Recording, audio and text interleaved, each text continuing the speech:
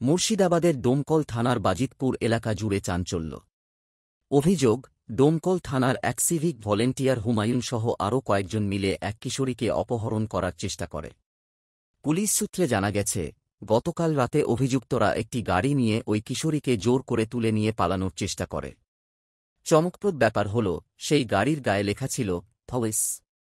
খবর পেয়ে তৎক্ষণাৎ অভিযানে নামে ডোমকল থানার পুলিশ। অভিযুক্ত সিভিক ভলেন্টিয়ার হুমায়ুন সহ কয়েকজনকে আটক করা হয়। আজ তাদের আদালতে তোলা হবে। জেলা পুলিশের পক্ষ থেকে জানানো হয়েছে, আইন নিজের হাতে তোলার যে কোনো চেষ্টা বরদাস্ত করা হবে না।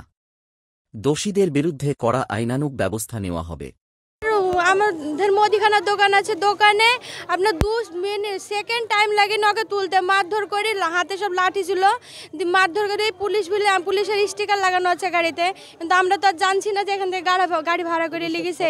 পুলিশের ছদ্মবেশে যেই জোর জবরদস্তি দোকান থেকে টানতে টানতে বের করে, মারধর করে বের করে নিয়ে এসছে।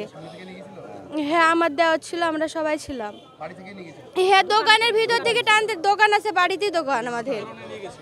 আপনার তো এখন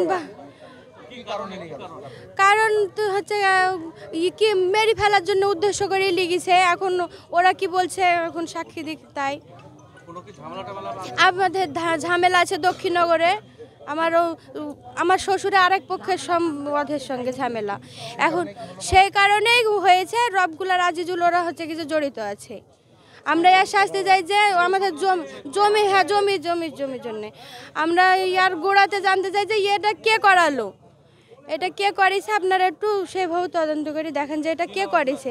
আমার নাম শেফালি বিবি, লালচাঁদ মণ্ডল।